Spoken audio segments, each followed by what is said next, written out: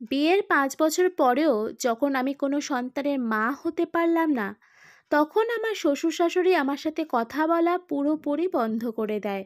এক বাসায় থাকলেও তারা আমার সাথে কখনো কথা বলতো না, তবে আমাকে উদ্দেশ্য করে নানান ধরনের আক্রমণাত্মক কথা বলতো, যেগুলো আমার ভিতরটাকে রীতিমতন ক্ষত বিক্ষত করতো। আমার মনে হতো আমার হৃদয়টা কি কেউ ছুরি দিয়ে ছিদ্র করছে। সেটা আমি বুঝতে পারছি, কিন্তু কিছু করতে পারছি না। আমার শাশুড়ি প্রায় পাড়ার মানুষকে শুনিয়ে শুনিয়ে আমাকে উদ্দেশ্য করে বলতো, এমন মেয়ে ঘরে বউ করে এনেছি যে সারা জীবনই পস্তাতে হবে। না আছে রূপ, না আছে গুণ।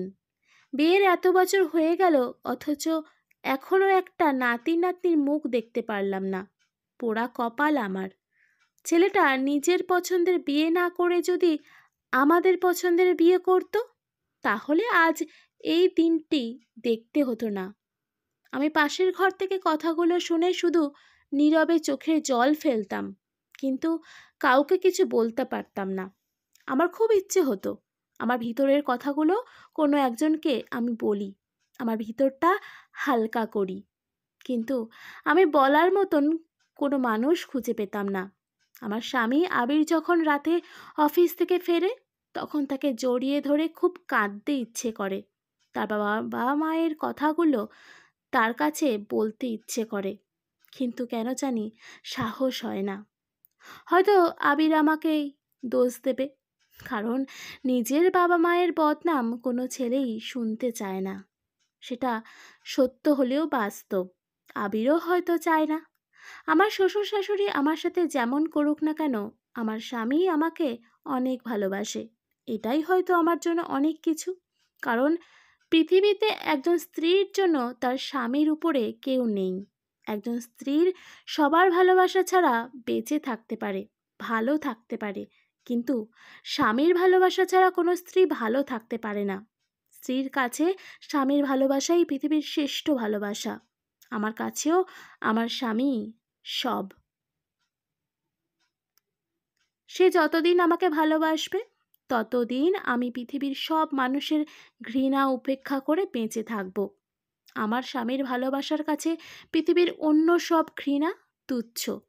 হঠাৎ করেই আবির একদিন আমার হাত ধরে বলল, সাদিয়া, আমি যদি তোমার কাছে কিছু চাই, তুমি দেবে না? আমি জানি তুমি আমাকে না করতে পারবে না। অনেক দিন তো হলো আমাদের বিয়ে হয়েছে, কিন্তু একটা সন্তান তুমি আমাকে দিতে পারোনি। বাবা মায়ের কথা না শুনে তোমাকে ভালোবেসে বিয়ে করেছিলাম আমি। বাবা মা এই বিয়েতে কখনোই খুশি ছিলেন না। তারা শুধু আমার মুখের দিকে তাকিয়ে বিয়েটা মেনে নিয়েছিল।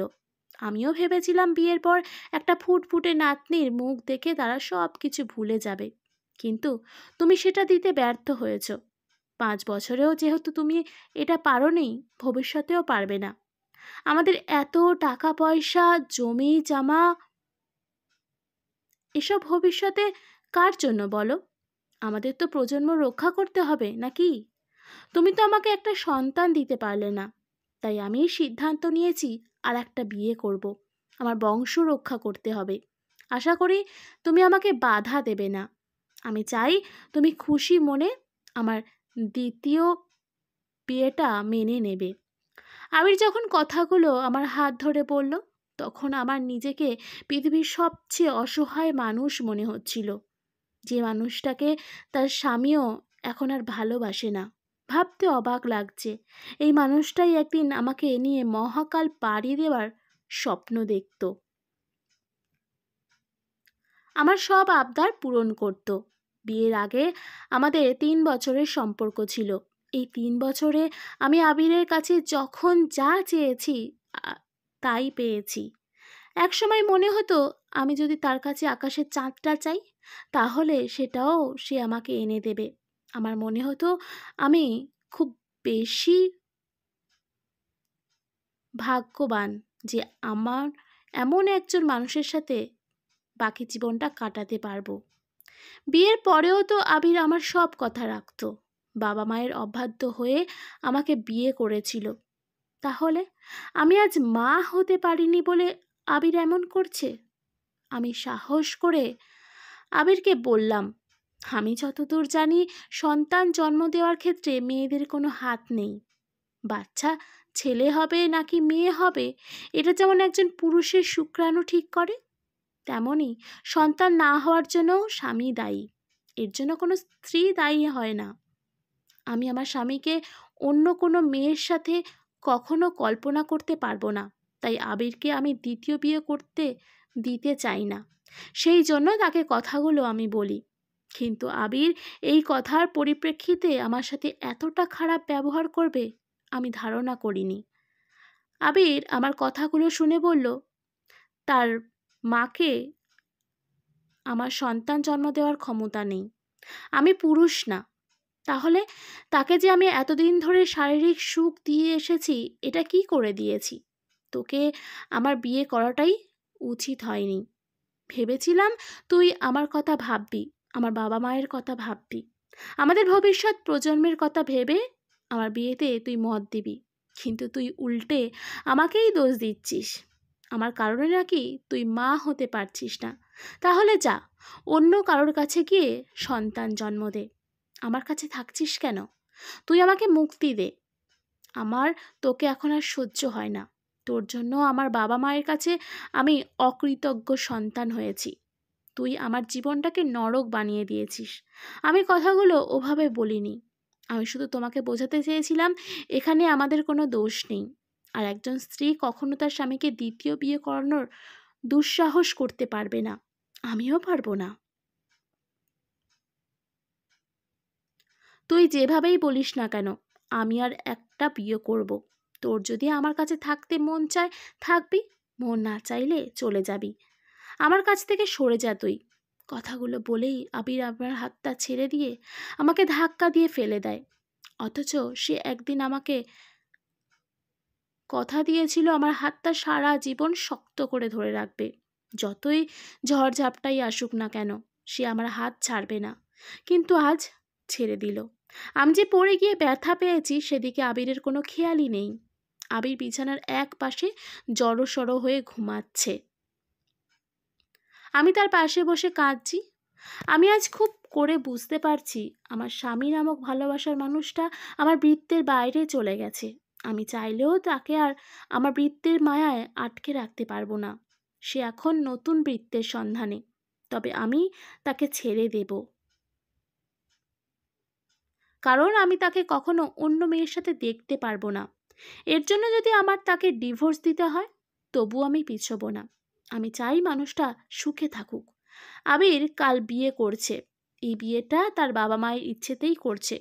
সবাই খুব খুশি বিয়ে হচ্ছে বলে, কারণ তাদের ঘরে হয়তো নতুন অতিথি আসবে, তাদের বংশের প্রদীপ রক্ষা করবে। তবে সবাই খুশি হলেও আমি খুশি হতে পারিনি। আমি কখনো ভাবিনি আমার জীবনে এমন একটা দিন আসবে নিজের স্বামীর বিয়ে নিজের চোখে দেখতে হবে। এটা আমি কোনো দিন পারবো না। তাই আজ আবিরকে আমি ডিভোর্স দিচ্ছি। তার সাথে সব সম্পর্কের অবসান ঘটিয়ে চলে যাব দূর অজানায়। আবির যখন ডিভোর্স পেপারে সাইন করছিল তখন তার চোখে মুখে আমি এক প্রকার আনন্দ দেখেছিলাম। আমি বুঝতে পেরেছিলাম সে আমাকে ডিভোর্স দিতে পেরে অনেক খুশি। সে তার নতুন বউকে নিয়ে খুব ভালোভাবেই হয়তো বেঁচে থাকবে। আমি যখন ডিভোর্স পেপারটার ওপর সাইন করলাম তখন নিজের অজান্তেই চোখের এক কোণ থেকে এক ফোঁটা পানি গড়িয়ে পড়ল পেপারটার ওপর। ডিভোর্স পেপারটা আমার চোখের জলে ভিজে গেল। আবির কি শেষবারের মতন আমার চোখের পানিটা দেখেছিল? আমার চোখের জলে ডিভোর্স পেপারটা ভিজে গেলেও আবিরের চোখটা বিন্দু মাত্র ভিজল না। আমি শুধু আবিরের দিকে তাকিয়ে দেখছিলাম একটা মানুষ কয়েকটা দিনের ব্যবধানে এতটা পরিবর্তন কি করে হতে পারে। কখনো ভাবিনি সে এতটা চেঞ্জ হবে, কিন্তু হয়েছে। আবিরের সাথে আমার 5 বছরের সংসারটা ভেঙে চুরমার হয়ে যায় শুধুমাত্র একটা বাচ্চার জন্য। অথচ সে চাইলেই আমাদের সংসারটা টিকিয়ে রাখতে পারত, বাচ্চা দত্তক নিয়ে যেতে পারত, কিংবা অন্য কোনো উপায়ও নিতে পারত। যদি সে চাইতো, কিন্তু সে তার নিজের রক্তের কাউকে চায়। তাই হয়তো আমাদের ডিভোর্সের সময় তার চোখের কোনো জল আসেনি। খুশি মনেই সে ডিভোর্স পেপারটাতে সাইন করেছে। আমার ভালোবাসাটা যে কোনোদিন এত সস্তা হয়ে যাবে কখনো ভাবিনি আমি। কোনো এক সময়ে দামি ভালোবাসাটাই আমার কাছে আজ খুব সস্তা মনে হচ্ছে। বাবা মাকে যখন বলেছিলাম আমি একটা ছেলেকে পছন্দ করি, তার সাথেই আমি আমার সংসার জীবন শুরু করতে চাই, তখন আমার বাবা মা আমাকে জোর করেনি, শুধুমাত্র বলেছিল আর যাই করিস না কেন, নিজের জীবনের সবচেয়ে বড় সিদ্ধান্তটা একটু ভেবে চিনতে নিবি, হুট করেই কোনো সিদ্ধান্ত নিবি না। মনে রাখবি, যেসব ছেলেরা বিয়ের আগে খুব ভালোবাসা দেখায়, প্রেম দেখায়, সেসব ছেলেরা বিয়ের পরে ততটা প্রেম দেখাবে না। ভালো প্রেমিক হওয়া যতটা সহজ, একজন ভালো স্বামী হওয়া ঠিক ততটাই কঠিন। আজকাল ভালো প্রেমিকের অভাব নেই। রাস্তার মোড়ে, দোকানপাটে, যেখানে সেখানে খুঁজলে সস্তা মানের ভালো প্রেমিক পাওয়া যাবে, কিন্তু সেই সব সস্তা প্রেমিকেরা ভালো স্বামী হতে পারে না। আমি সেদিন বাবার কথাগুলো গুরুত্ব দিইনি, কিন্তু আজ ঠিকই বুঝতে পারছি। ভালো স্বামী সব মেয়ের কপালে জোটে না। যদি বাবা মায়ের মধ্যে বিয়ে করার পরেও স্বামীর সংসারে কোনো মেয়ে সুখী না হতে পারে, তাহলে সে মেয়ে বড় মুখ করেই বাবার বাড়িতে থাকতে পারে। কিন্তু যে মেয়ে নিজের ইচ্ছেতে নিজের প্রেমিককে বিয়ে করে সুখী হতে পারেনি, সংসার টিকেনি, সেই মেয়ে কিভাবে তার বাবা মায়ের কাছে বড় মুখ করে থাকবে? কিন্তু আমার এছাড়া কোনো উপায় নেই, আমার যাওয়ার কোনো জায়গা নেই। আমি জানি আমার পৃথিবীর আর কোথাও জায়গা না হলেও একটা জায়গা ঠিকই হবে, সেটা হচ্ছে আমার নিজের বাবার বাড়ি। প্রতিটি বাবা মাকেই তাদের মেয়ের বিয়ের পরেও মেয়ের চোখের জল মুছে দেওয়ার জন্য সব সময় প্রস্তুত থাকতে হয়। কারণ বিয়ের পরে বিচ্ছেদ হয়ে বাপের বাড়ি ফিরে আসতে হতে পারে হয়তো। এই ভেবে বাবা মা তাদের মেয়ের চোখের জল মুছে দেওয়ার জন্য সব সময় প্রস্তুত থাকে। আমি যখন সুটকেস হাতে দরজার সামনে দাঁড়িয়ে কলিং বেল চাপলাম, তখন আমার মা দরজা খুলে আমাকে প্রথম যে কথাটা জিজ্ঞাসা করলো সেটা হলো, তুই একা কেন? তোর হাজবেন্ড কোথায়? আমি তখন কিছুই বলতে পারলাম না, শুধু বললাম, মা, আবির আবার বিয়ে করছে, আমাকে ছেড়ে অন্য কাউকে। বলেই আমি মাকে জড়িয়ে ধরে কেঁদে দিই। বাসায় আসার কয়েকদিন হতে না হতেই বাবা আমার বিয়ের জন্য উঠে পড়ে লাগলেন। বুঝতে পারলাম আমাকে কেউ এভাবে দেখতে চায় না। আমার ভাইয়েরাও চায় আমি বিয়ে করে সুখে শান্তিতে বেঁচে থাকি। তাই যেদিন বাবা আমাকে বলল, আমি তোকে আবার বিয়ে দেব, তোর জীবনের এখনো কিছুই হয়নি, যত টাকাই লাগুক আমি তোকে বিয়ে দেব, আমি সেদিন নীরবে দাঁড়িয়ে বাবার কথাটা শুনেছিলাম। হ্যাঁ না কিছুই বলিনি। তার প্রায় 1 মাস পর হঠাৎ করে বাবা আমাকে বিয়ে দিয়ে দিলেন। আমিও জোর করলাম না। 5 বছরের একটা ডিভোর্সি মেয়ের পছন্দ অপছন্দ থাকাটা মানায় না। তাই আমিও কিছু বলিনি বাবাকে আমার পছন্দ নিয়ে। যে ছেলেটার সাথে আমার বিয়ে হয়েছে সেই ছেলেটা আমার থেকে 1 বছরের ছোটই হবে। আমি কখনো ভাবিনি এমন একজন মানুষকে আমি বিয়ে করব। অশিক্ষিত, খ্যাত, গাইয়া একটা ছেলে বলা চলে। সারা জীবন স্বপ্ন বুনেছি সুন্দর সুদর্শন পুরুষ নিয়ে, কিন্তু আজ এমন একজন মানুষের সাথে আমার বিয়ে হলো যাকে আমি কখনোই মন থেকে মেনে নিতে পারিনি। শুধু বাবার বাবার মুখের দিকে তাকিয়ে রাজি হয়েছি, কারণ আমি 5 বছর একটা মানুষের সাথে সংসার করেছি। বাবা অনেক খুঁজে এই ছেলেটাকেই আমার জন্য ঠিক করেছে। বাবার ধারণা এই ছেলেটার কাছেই আমি সুখী হব। ছেলেটার কেউ নেই, বাবা মা অনেক আগেই মারা গিয়েছেন, সেই জন্য লেখাপড়াও বেশি দূর পর্যন্ত করতে পারিনি। আমি বাসর ঘরে বউ সেজে বসে আছি। এই নিয়ে দ্বিতীয়বারের মতন আমি বউ সেজেছি, তাই খুব একটা অস্বস্তি হচ্ছে না আমার। এটা আমার দ্বিতীয় বাসর রাত। প্রথমবার যেমন খুব উত্তেজিত ছিলাম রাতটা নিয়ে, এবার ততটা উত্তেজিত নয়। কারণ যার সাথে আমার বিয়ে হয়েছে তাকে আমার পছন্দ না। তার সাথে একসাথে এক বিছানায় ঘুমাতে হবে এটা মনে হলেই গা ঘিন ঘিন করে।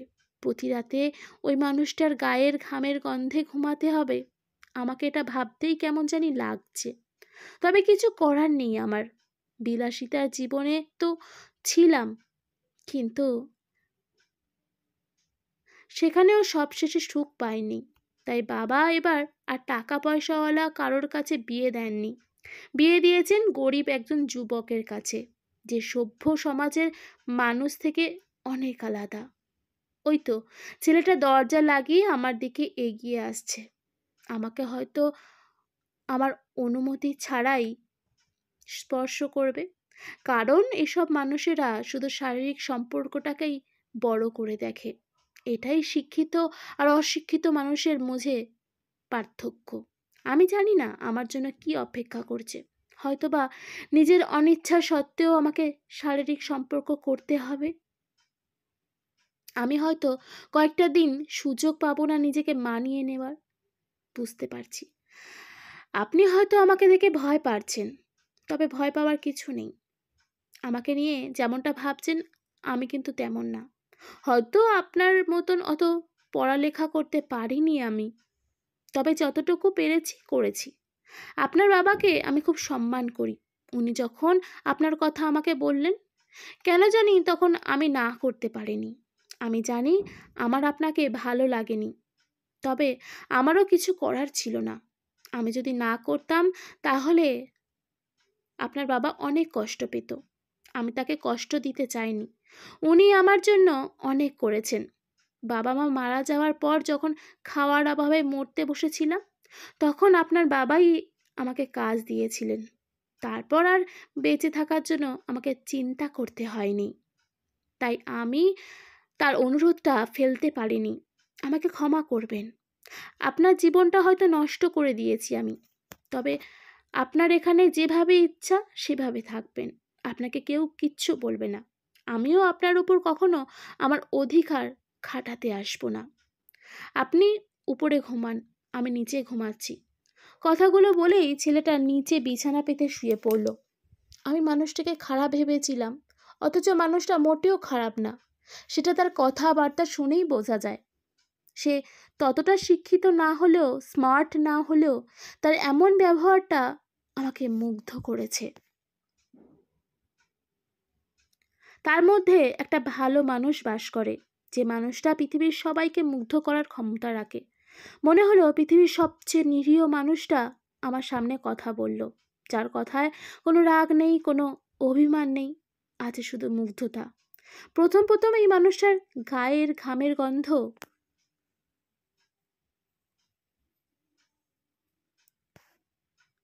আমার কাছে অসহ্য লাগতো, কিন্তু আস্তে আস্তে আমি বুঝতে পারলাম এই লোকটার ঘামের গন্ধই আমার ভবিষ্যতের সুখ নিহিত। 5 বছরের ডিভোর্সি একটা মেয়ে এত ভালো মনের একটা মানুষকে নিজের স্বামী হিসেবে পাবে, এটা কেউ কল্পনা করতে পারে? পারে না। কিন্তু আমি পেরেছি। আমি তার সাথে খুব তাড়াতাড়ি নিজেকে মানিয়ে নিলাম। অথচ আমি ভেবেছিলাম কোনোদিন এই মানুষটার সাথে আমি নিজেকে মানিয়ে নিতে পারবো না, কিন্তু আমি নিয়েছি। মানুষটা অন্য সব মানুষের মতন অত স্মার্ট না, সুন্দর না, শিক্ষিত না, তবে তার ভিতরটা যে কোনো মানুষের থেকে অনেক সুন্দর। আর একজন মানুষের বাইরের সৌন্দর্য কিছু না। জীবনে সুখী হওয়ার জন্য ভিতরের সৌন্দর্য দরকার। বাইরের সৌন্দর্য দিয়ে কখনো পরিপূর্ণ সুখী হওয়া যায় না। আর এই মানুষের ভিতরটা বিশুদ্ধ। তাই আমি মানুষটিকে উপেক্ষা করতে পারিনি। কিছু কিছু মানুষ থাকে যাদেরকে কখনো ভালো না বেশি থাকা যায় না। নিজের অজান্তেই যেসব মানুষদের প্রতি মুগ্ধতা কাজ করে, আমার ক্ষেত্রেও ঠিক তেমনই হয়নি। বিয়ের আগে কত কি ভেবেছি আমি এই মানুষটাকে নিয়ে। ময়লা শরীরের, অশিক্ষিত, খুব সাধারণ একজন যুবক। ও যে কোনো শহরের শিক্ষিত সুন্দরী মেয়ের হৃদয়ে জায়গা করে নিতে পারে, সেটা আমি কখনো বিশ্বাস করতে পারতাম না। কিন্তু আজ বিশ্বাস না করে উপায় নেই, কারণ আমি তার উপস্থিত প্রমাণ। আমার থেকে 1 বছরের ছোট এই ছেলেটাকে খুব ভালোবাসতে ইচ্ছা করে আমার, কিন্তু পারি না। ওই যে বাসর রাতে তার সাথে আমি খুব খারাপ ব্যবহার করেছি, তার সাথে একটা কথাও বলিনি আমি। অথচ সে হয়তো সেই রাতটাকে আমার কাছে থেকে অনেক ভালো লাগার কিছু কথা শুনতে চেয়েছিল, কিন্তু আমি বলিনি। সেই লজ্জায় আমি তাকে নিজের ভিতরের অনুভূতির কথা বলতে পারি না। সেও কখনো জানার চেষ্টা করে না এই কয়েকটা দিনের ব্যবধানে আমি তার প্রতি কতটা মুগ্ধ হয়েছি। ছেলেটার নাম হাসান, দেখতে শ্যামবর্ণের একজন সাদাসিধে যুবক। আমি তার কোনো স্পর্শ পাইনি, সে কখনো আমার হাতটা পর্যন্ত ধরেনি। তবুও কেন জানি মনে হয় এই মানুষটার আমার ভিতরে বাস করে। আমার সব কিছুতেই সে তার নিজের অধিকার প্রতিষ্ঠা করে নিয়েছে। আমি চাইলেও তাকে নিজের কাছ থেকে সরাতে পারি না। আমার কল্পনার সপ্তম মহাকাশে আমি তাকে নিয়ে মনের সুখে ঘুরে বেড়াই, তবুও আমি তাকে ছুঁতে পারি না। মনে হয় তাকে ধরলেই সে অদৃশ্য হয়ে যাবে। কিন্তু আমি তো তাকে হারাতে চাই না। নিজের ভালোবাসার খাঁচায় খুব যত্ন করে বন্দি করে রাখতে চাই আজীবন। সে যে আমার ভালোবাসার পাখি। আমার ভয় হয় আমার পাখিটা যদি খাঁচা ছেড়ে উড়ে যায়। আমি যে তাকে জনম জনম ধরে আমার মনোমন্দিরে বন্দি করে রাখতে চাই। সেটা কি জানে? আপনি তো অনেক দূর পর্যন্ত লেখাপড়া করেছেন। আমাদের একটা স্কুল আছে, সেখানে গরিব মানুষের পোলাপান পড়াশুনো করে, তবে তারা আমার মতন এত খ্যাত না। আপনি যদি ওই স্কুলটাতে পড়াতেন তাহলে অনেকগুলো বাচ্চার উপকার হতো। আমি আপনাকে জোর করছি না। বাসায় একা একা সবসময় উদাস মনে বসে থাকেন, যেটা থেকে আমার খুব খারাপ লাগে। যদিও আমার খারাপ লাগাতে আপনার কিছু যায় আসে না, তবুও একটু ভেবে দেখবেন। যদি সম্ভব হয় পড়াবেন। হাসান যখন কথাগুলো বলল, তখন আমার ভিতরটাতে মনে হলো কেউ একজন অনবরত ছুরি দিয়ে আঘাত করছে। আমার সহ্য হচ্ছিল না। সে আমাকে এতটা নিচু মনের মানুষ ভাবে। সে কি জানে না মানুষ বদলায়, তার ব্যবহার বদলায়, সাথে ঘৃণাটাও ভালোবাসায় পরিণত হয়। সে জানবে কি করে? তাকে তো আমি কখনো বলিনি। তার খুব সাধারণ জাঁকজমকহীন জীবনে আমার বড় ভালো লাগে। আমিও তার মতন করে তার সাথে এভাবেই খুব সাধারণভাবে চিরকাল বেঁচে থাকতে চাই। আমি যখন তাকে অবাক করে দিয়ে বললাম, আচ্ছা আমি ভেবে দেখব, আগে স্কুলের পরিবেশটা দেখব, যদি ভালো লাগে তাহলে পড়াবো। আমার কথাটা শুনে হাসান কিছুটা হকচকিয়ে গেল। সে হয়তো ভাবেনি আমি বিষয়টা এত সহজভাবে নেব। তাই সে যখন খুশি মনে বলল, আপনি কবে যেতে পারবেন বলেন, আমি আপনাকে সেই দিনই নিয়ে যেতে পারবো, সাথে আমাদের গ্রামটাও ঘুরিয়ে দেখাবো। ছেলেটাকে আজ প্রথম আমি হাসতে দেখলাম।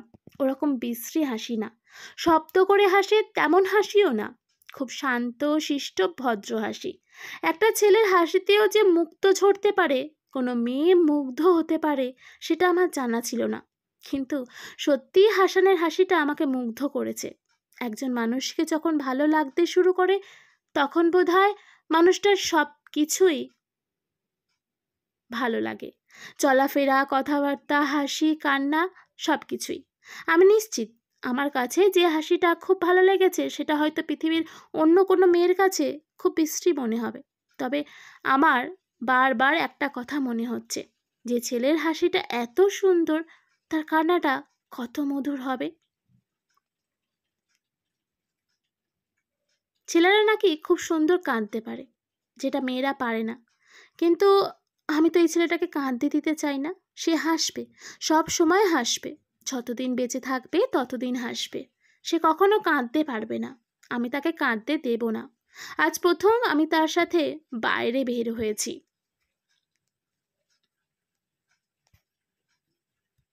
তার সাথে মানে হাসানের সাথে। দুজন মানুষ পাশাপাশি বসলেও কি কেউ কারোর সংস্পর্শে নেই? সে আমার সাথে থেকে যতটা সম্ভব দূরে বসেছে। মনে হচ্ছে আমার সাথে একটু ছোঁয়া লাগলে তাকে আমাজন জঙ্গলে বনবাস দেওয়া হবে। নিজের বিয়ে করা বউয়ের সাথে রিকশায় যাচ্ছে, অথচ ভিতুর মতন মাঝখানে পানামা খালের সমান দূরত্ব বজায় রেখেছে। আমার খুব বিরক্ত লাগছে। কি এমন হয় সাহস করে আমার হাতে হাতটা একটু রাখলে? খুব ভালো মানুষেরা মনে হয় ভীতু টাইপের হয়। হাসারও তেমন হয়েছে। আমি সাহস করে যখন তার হাতে হাতটা রাখবো, ঠিক তখনই সে তার হাতটা সরিয়ে নিল। অথচ সে দেখেইনি আমি তার হাতে হাত রাখার জন্য সকল লজ্জা, অপমান, সংকোচ পিছনে ফেলে বাড়িয়ে দিয়েছিলাম নিজের অপবিত্র হাতটা তার বিশুদ্ধ হাতের ছোঁয়া পাওয়ার জন্য। কিন্তু আমি ব্যর্থ হয়েছি। এটাকেই বোধহয় ভাগ্য বলে। কথায় আছে, অবাকা যেদিকে চায় সাগর শুকায়ে যায়। আমার ক্ষেত্রেও তেমনই হলো। আমি আরও একবার তাকে দেখে বিস্মিত হলাম। রিক্সাওয়ালা ছেলেটার বয়স বড়জোর 18 হবে। এত ছোট একজন মানুষকেও সে আপনি করে অন্য সব মানুষের মতন সম্মান দিয়ে কথা বলছে। অথচ এই মানুষটাকেই আমি অশিক্ষিত ভেবেছিলাম। আবিরের সাথেও তো অনেক সময় অনেক জায়গায় রিক্সায় করে গিয়েছি আমি, কিন্তু আবিরকে কখনো কোনো রিক্সাওয়ালাকে এতটা সম্মান দিয়ে কথা বলতে দেখিনি। সে বেশিরভাগ ক্ষেত্রেই তুই করে বলতো। বয়সে খুব বেশি বড় হলে তুমি।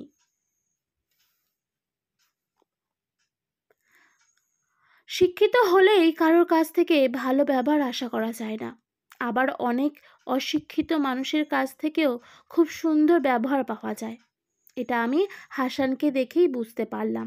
তার প্রতি ভালোবাসার সাথে সাথে সম্মানটাও অনেক বেড়ে গেল। আমি ভেবেছিলাম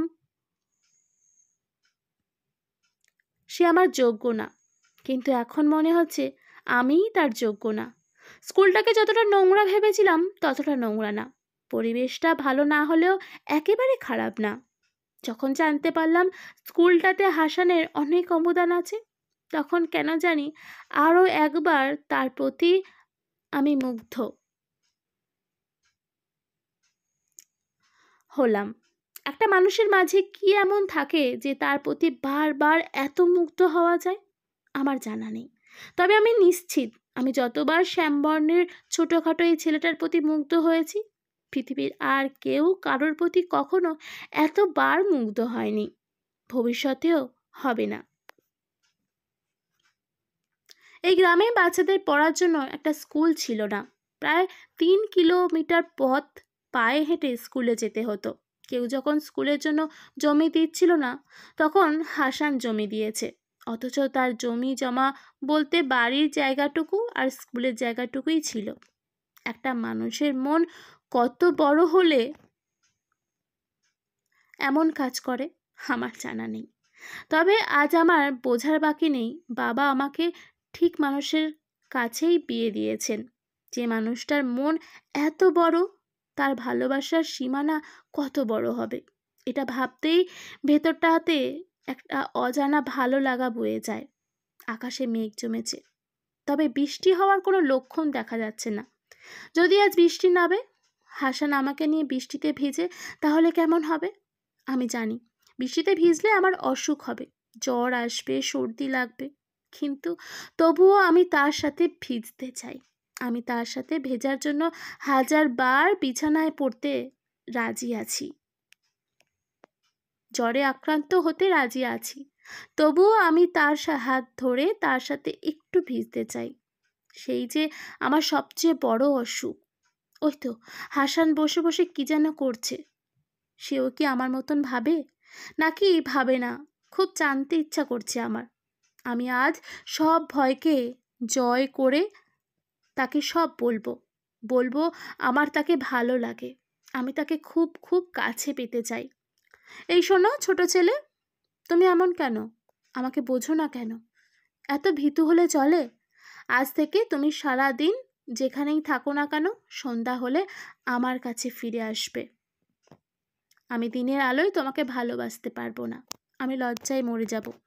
অন্ধকার রাতে যখন পৃথিবীর সব মানুষ ঘুমিয়ে যাবে, কারোর কোনো সারা শব্দ থাকবে না, একটা কাক পক্ষীও জেগে থাকবে না, তখন আমি তোমাকে জড়িয়ে ধরে ঘুমাবো।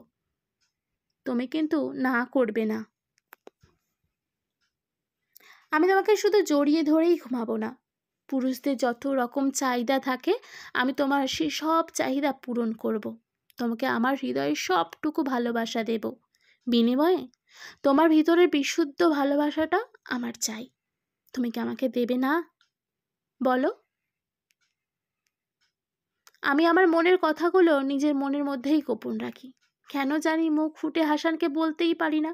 আমার খুব রাগ হয় তার উপর। সে কি আমার ভিতরটাকে উপলব্ধি করতে পারবে না কখনো? বুঝতে যে পারবে না তাকে একজন মানুষ খুব করে ভালোবাসতে চায়, সে কেন বারবার তার প্রতি আমাকে এত মুগ্ধ করছে? আমি তো তার প্রতি আর মুগ্ধ হতে চাই না। আমি শুধু এখন আমার প্রতি তাকে মুগ্ধ করতে চাই। কিন্তু কি এমন আছে আমার যা দেখে কোনো মানুষ মুগ্ধ হবে? হাসান মুগ্ধ হবে? আমার সব কিছুই তো নষ্ট করে ফেলেছি। তাকে মুগ্ধতা উপহার দেওয়ার মতন কোনো কিছুই যে অবশিষ্ট নেই আমার। তবুও তাকে আমি এমন কিছু দিতে চাই যেটা দেখে সে মুগ্ধ হবে, সে হাসবে, হাসতে হাসতে একসময় কাঁদবে। তবে সে কান্নাটা হবে সুখের কান্না। আমি তার চোখে জল মুছিয়ে দিয়ে বলবো, তুমি কাঁদছো কেন? তুমি কাঁদলে একজন মানুষের ভেতরটা জ্বলে পুড়ে ছারখার হয়ে যায়। সেটা কি তুমি জানো না? তোমার চোখের পানিতে কোনো একজন মানুষের হৃদয়ে কাল বৈশাখীর ঝড় বয়ে যায়। সেটা কি তুমি জানো? তোমার চোখের জলে কেউ যে খুব কষ্ট পায়, সেটা কি একবারও ভেবে দেখেছো তুমি? তুমি আর কখনো কাঁদবে না, সুখেও না, দুঃখেও না। আমি তোমাকে কাঁদতে দেখতে পারি না। বলো, তোমার কি চাই আমার কাছে? তোমার সব সুখের কারণ আমি হব, সব ভালো লাগার কারণ আমি হব। কখনো তোমার কষ্টের কারণ হব না। শুধু একবার বলো তোমার কি চাই। অমনি হাসান আমাকে শক্ত করে জড়িয়ে ধরে কাঁদতে শুরু করবে। আমি তার কানে ফিস ফিস করে বলল, এই ছেলে কাঁদছো কেন? একটুও কাঁদবে না। কাঁদলে তোমাকে খুব জঘন্য দেখায়। এই ফাঁকে আমি তার কানের এক পাশে নিজের নরম ঠোঁটের স্পর্শ দেব। সে আমার নিষিদ্ধ ঠোঁটের ছোঁয়া পেয়ে কিছুটা কেঁপে উঠবে। তার সমস্ত শরীরের প্রতিটা শিরা উপশিরায় ঠান্ডা শীতল অনুভূতি অনুভব করবে। সে আর সহ্য করতে পারবে না। আমাকে আরো শক্ত করে জড়িয়ে ধরবে। আমার ঘাড়ে তার ঠোঁটটা ছুঁইয়ে দেবে।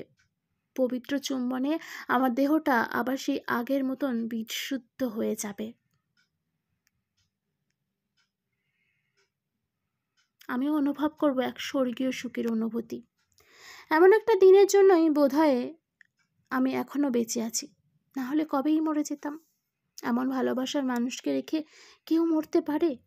হয়তো সবাই পারবে, কিন্তু আমি পারবো না। আমি হাসানের ভালোবাসাটা নিজের করে পাওয়ার জন্য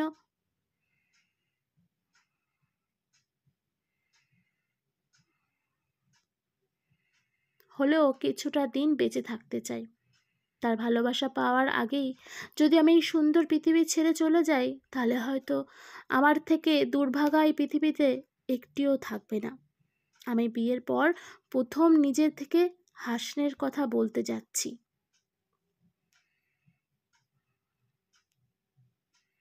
এর আগে কখনো তার সাথে আমি ইচ্ছে করে কথা বলিনি, কিন্তু আজ বলবো। আমার সাথে কথা বলতে ইচ্ছে হয়।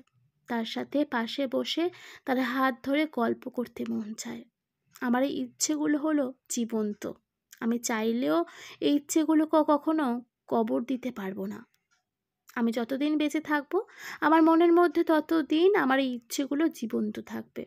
এখন আমার কেন জানি মনে হয় সব মেয়ের জীবনেই বোধহয় ঘোড়ায় চড়ে রাজকুমার আসে না। তাকে তার রাজকন্যা বানিয়ে নিজের রাজমহলে নিয়ে যায় না। কিছু কিছু মেয়েকে নিজের রাজকুমারকে নিজেকেই খুঁজে নিজের ঘরে নিতে হয়। আমাকেও আমার স্বপ্নের রাজকুমারটাকে নিজের করে নিতে হবে। তবে আমার রাজকুমারটা খুঁজতে হবে না। আমি তাকে এতদিনে চিনতে পারিনি, বুঝতে পারিনি। এই সহজ সরল মানুষটাই আমার গল্পের রাজকুমার। সব গল্পে না হয় রাজপুত্র তার রাজকন্যাকে এক সমুদ্র ভালোবাসা উপহার দিয়ে নিজের মনের রাজত্ব লিখে দেয়। আমার গল্পে না হয় রাজকন্যাই রাজপুত্রকে নিজের মনে রাজত্ব লিখে দেবে। তবুও তো সে আমার স্বপ্ন পুরুষ, আমার জীবনের সংসারের রাজকুমার, যাকে নিয়েই আমি আমার জীবন সংসারের প্রতিটা অধ্যায় পাড়ি দিতে চাই।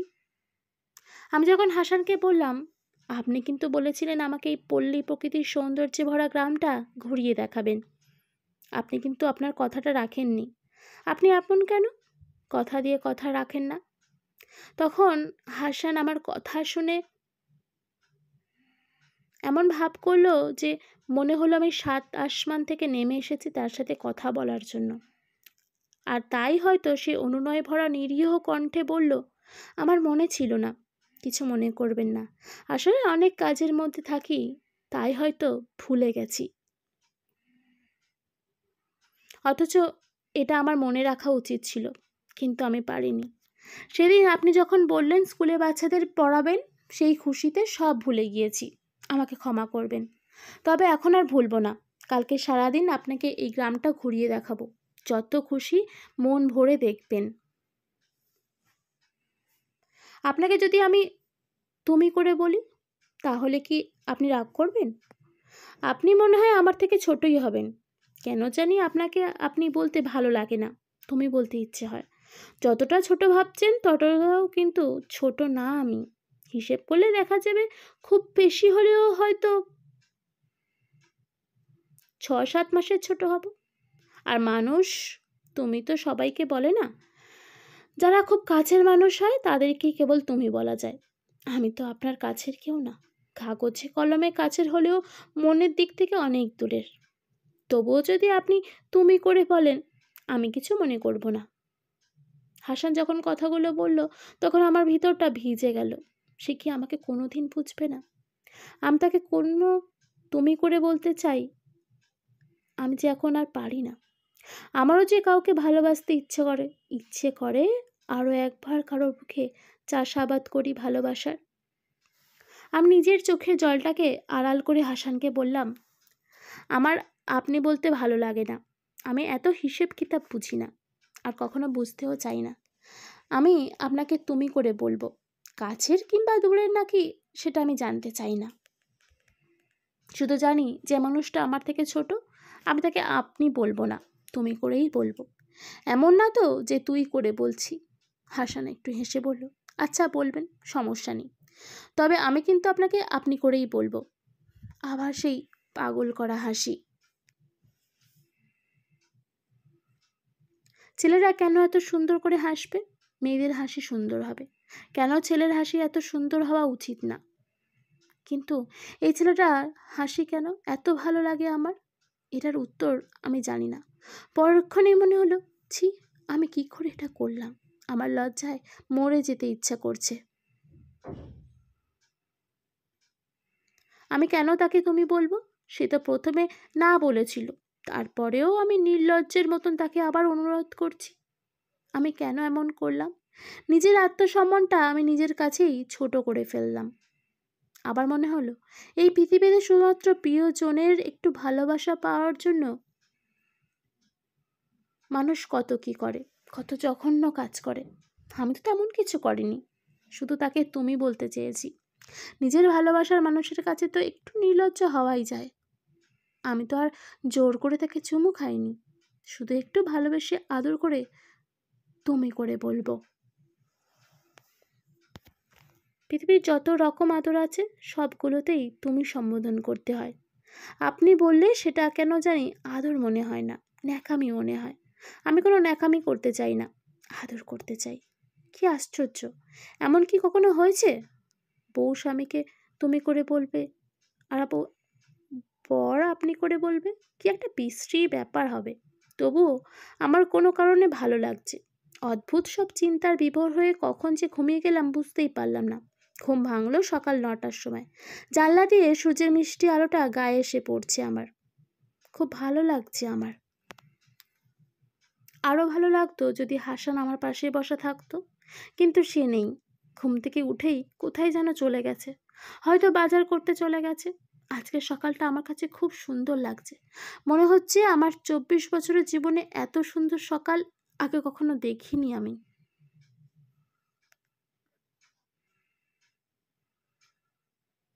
অথচ কত শত সকাল আমি আমার ১ম ভালোবাসার মানুষের সাথে কাটিয়েছি। সেটা কারোর অজানা নয়। কিন্তু আজকের সকালটার কাছে সেসব অগণিত সকালগুলোকে খুব তুচ্ছ মনে হচ্ছে আমার। এই স্নিগ্ধময় মনোমুগ্ধকর সকালটার সাথে আমাকেও কি খুব সুন্দর লাগছে না আজ?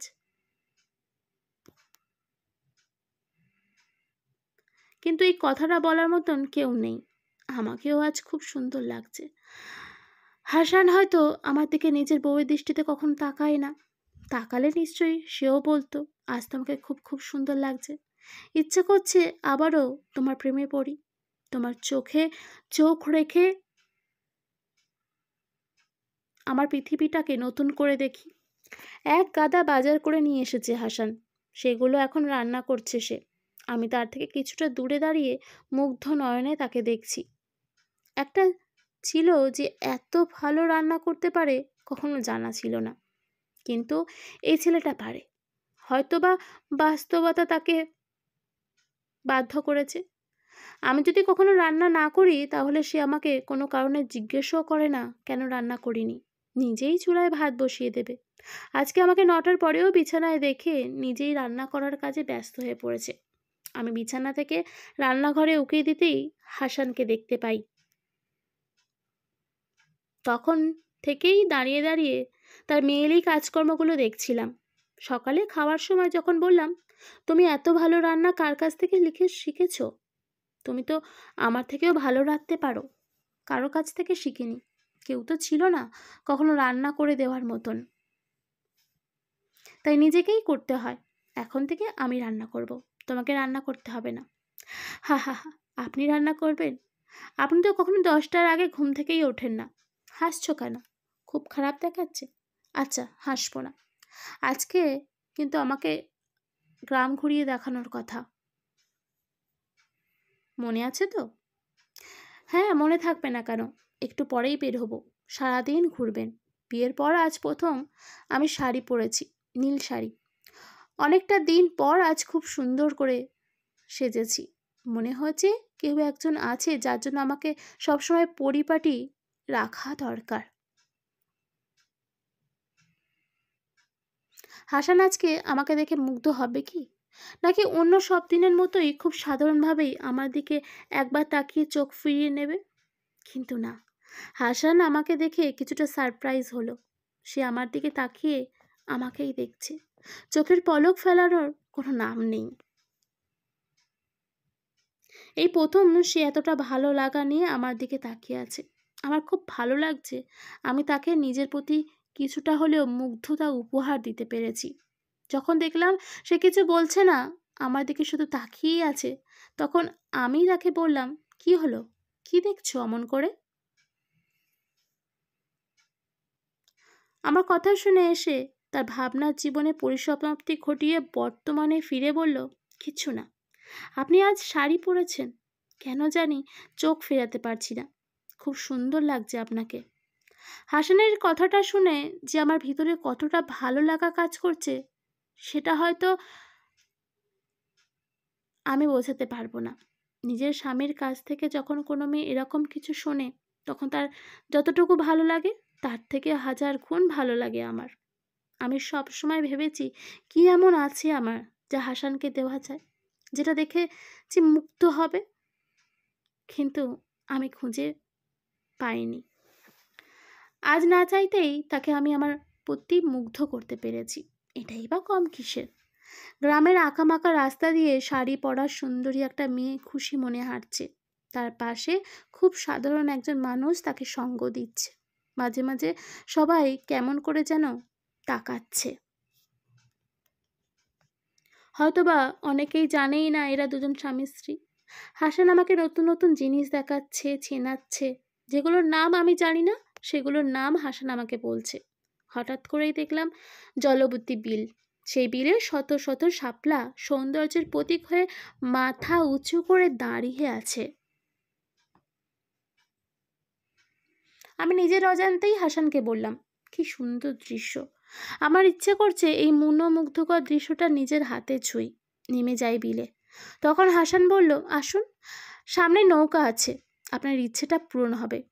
আমি তো সাঁতার জানি না, যদি ডুবে যাই তাহলে হয়তো মরে যাব। মরবেন না, আমি সাঁতার জানি। আপনি কি করে ভাবলেন আমি থাকতে আপনি পানিতে ডুবে মারা যাবেন? আমি মরলেই বা তোমার কি? আমি তোমার কে হই? আমি তো আর তোমার আপন কেউ না। অনেক কিছুই হবে। আপনি মরে গেলে তো আমি একা হয়ে যাব। আমি তো আর বিয়ে করতে চাই না।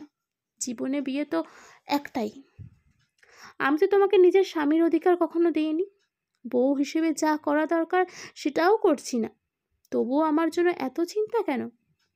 করেনি তো কিছুই হয়েছে, তাই বলে কি আমি করব না? এমনটা তো নয়। আমি আপনাকে যেদিন কবুল বলে বিয়ে করেছি, সেই দিন থেকে নিজের হৃদয়ে জায়গা দিয়েছি।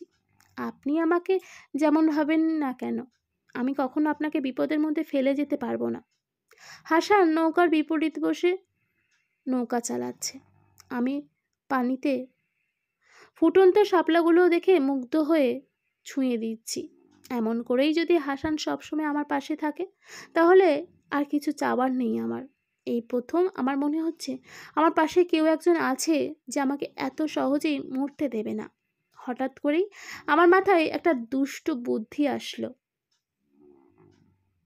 আমার মনে হলো এটাই সুযোগ তার স্পর্শ পাওয়ার, এটাই সুযোগ তাকে কাছে পাওয়ার।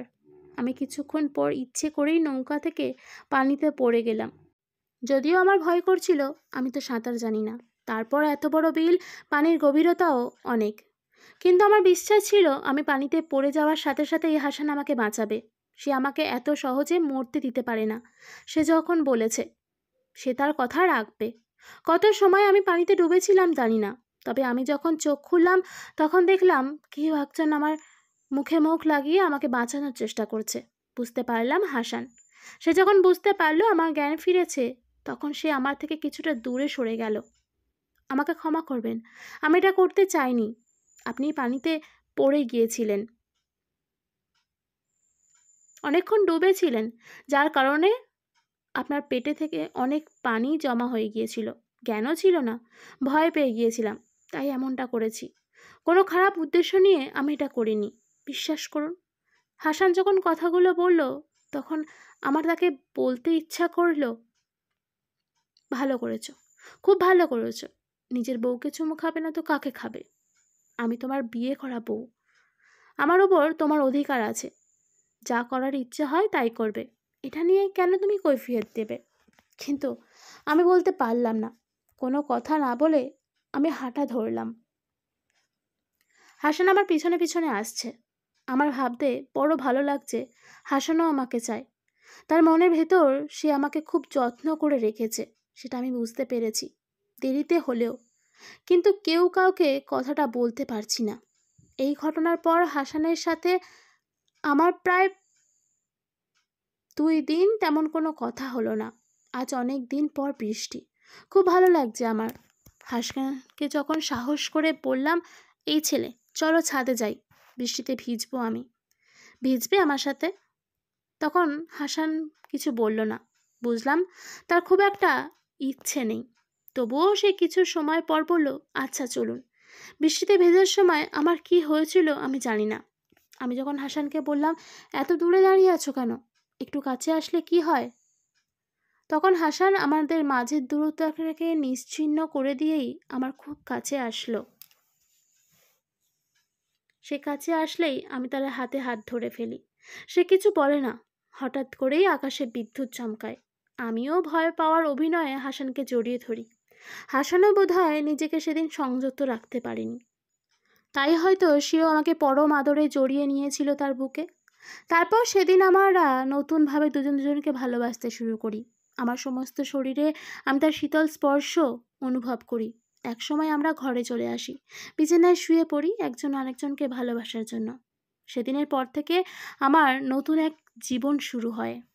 আমি যে মানুষটাকে মন থেকে চাইতাম কিন্তু বলতে পারতাম না কখনো, এখন সেই মানুষটাকেই জড়িয়ে ধরে প্রতি রাতে ঘুমাই। আমার প্রতিটা সকাল শুরু হয় আমার প্রিয় মানুষের নিষ্পাপ মুখটা দেখে।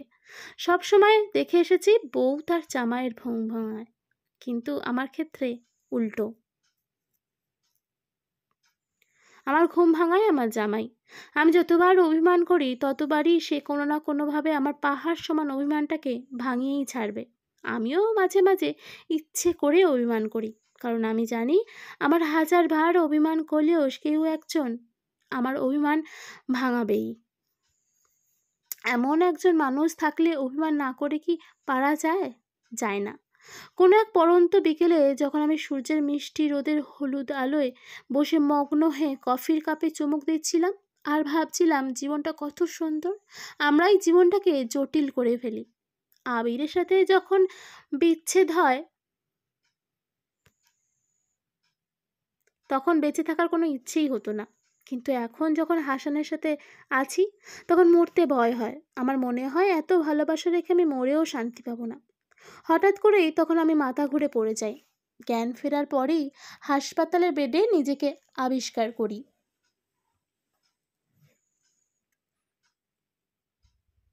চোখ খুলতেই দেখি হাসান আমার হাত ধরে খুশি মনে বসে আছে। আমি যখন হাসানকে জিজ্ঞাসা করলাম কি হয়েছিল আমার, তখন সে আমাকে জড়িয়ে ধরে বলল, তুমি মা হতে চলেছ, আমি বাবা হব। হাসানের কথা শুনে আমার চোখে জল এসে গেল। আমার অতীত আমাকে নাড়া দিল।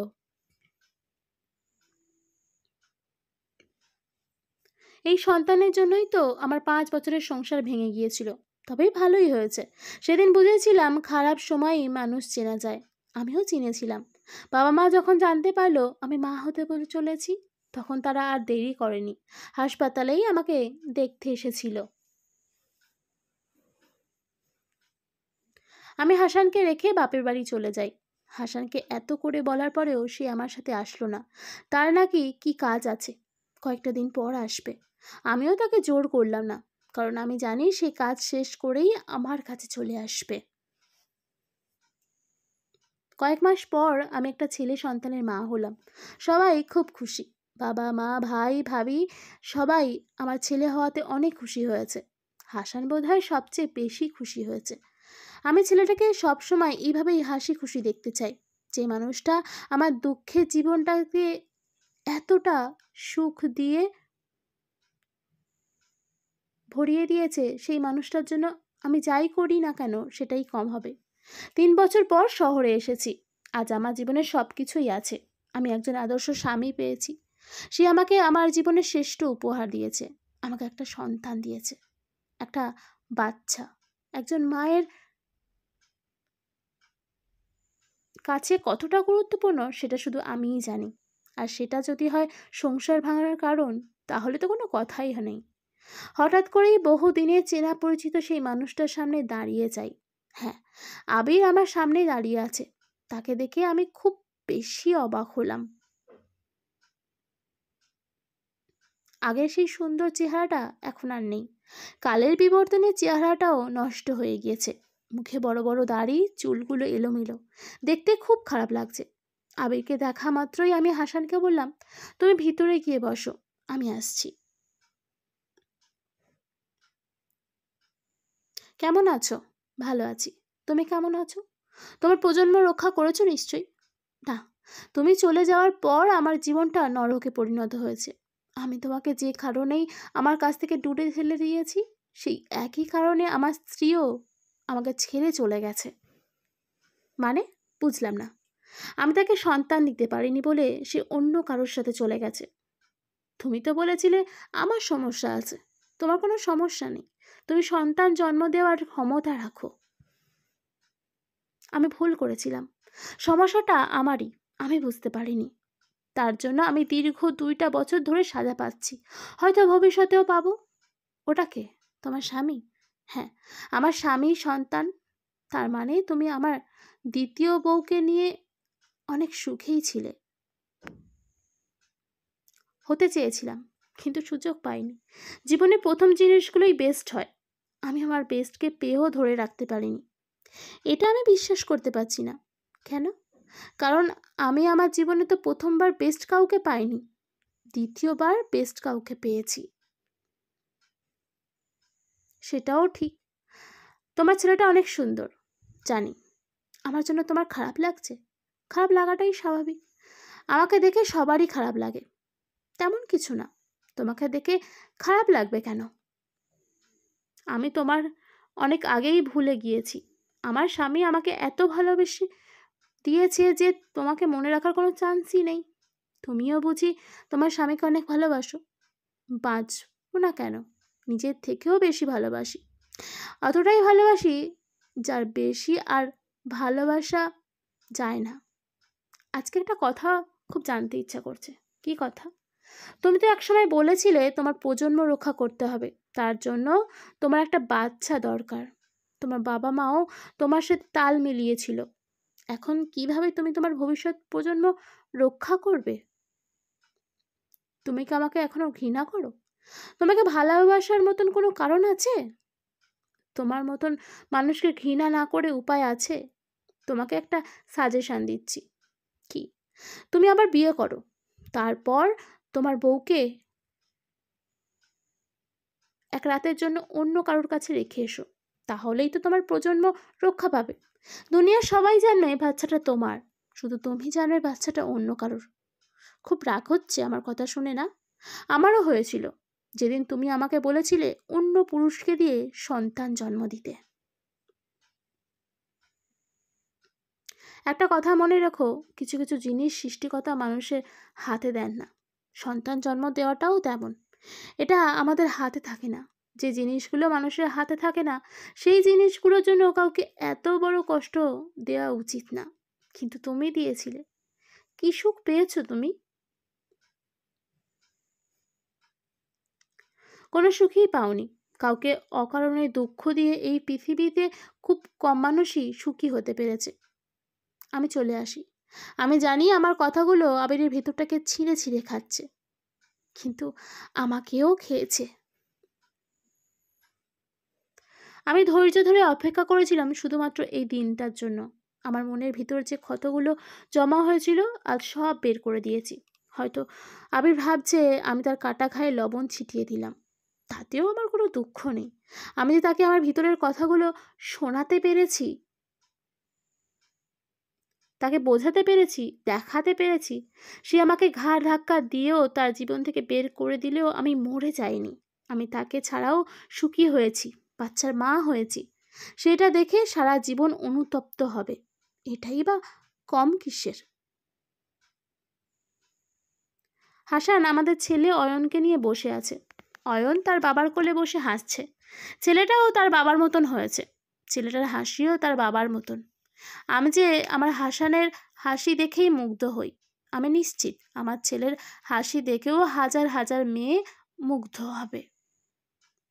হাসানকে বলেছিলাম এখনই আসবো, কিন্তু অনেক দেরি করে ফেলেছি। সে তো আমার ওপর অভিমান করে না কখনো, কিন্তু কেন জানি মনে হচ্ছে আজ করবে। আমিও চাই সে খুব অভিমান করুক। সে যেমন আমার অভিমান ভাঙায়, আমিও আজ তার অভিমান ভাঙাবো। স্বামী যার বাচ্চাকে এত সময় কেউ বসিয়ে রাখে? বসিয়ে রেখেছি তো কি হয়েছে? কিচ্ছু হয়নি। ধুর, তুমি এমন কেন? এত ভালোবাসা কেন আমায়? আমি আবার কি করলাম? আমি তোমাকে 2 মিনিটের কথা বলে 10 মিনিট বসিয়ে রাখলাম। তুমি আমার ওপর রাগ করবে না? অভিমান করবে না? এটা কোনো কিছু হলো? পারি না তো। আমি চাইলেও তোমার উপর রাগ করতে পারি না। আমার বুঝি অন্য সব মেয়ের মতন নিজের স্বামীর রাগ ভাঙাতে ইচ্ছে করে না? আমি তোমার এই ইচ্ছেটা হয়তো কোনো দিনই পূরণ করতে পারবো না। কেন পারবে না? কারণ আমি শুধু তোমাকে ভালোবাসতে পারি। তোমার উপর রাগ কিংবা অভিমান করার ক্ষমতা বিধাতা আমাকে দেয়নি। এত ভালোবাসা কোথায় রাখবো? আমাকে দিও। কথাটা বলেই হাসান আমার হাত ধরে বলল, এখন চলো, যে কাজের জন্য এসেছি সেটা করি। অয়নের জন্মদিনে তো অয়নকে উপহার দেবে। সামনে যে আমার জন্মদিন আসছে সে খেয়াল আছে? হ্যাঁ আছে। আমাকে কি দেবে? তুমি কি চাও? আমার কিছু চাই না। অয়নের জন্য একটা বোন চাই। দেবে তো? কথাটা বলেই নিজের অজান্তে আমি হেসে দিই। আমার হাসি দেখে অয়নও হেসে দেয়। অয়নের হাসি দেখে হাসানও হেসে যায়। আবার সেই পাগল করা মন মাতানো হাসি, যেই হাসিতে লক্ষ কোটি বার আমি মুগ্ধ হয়েছি। এখনও হচ্ছি, ভবিষ্যতেও হব। গল্পটি শেষ পর্যন্ত কেমন লাগলো অবশ্যই কমেন্ট করবে জানাবেন। আর এই চ্যানেলের গল্পগুলো যদি আপনাদের ভালো লাগে সাবস্ক্রাইব করে পাশে থাকবেন, সাপোর্ট করবেন। ধন্যবাদ।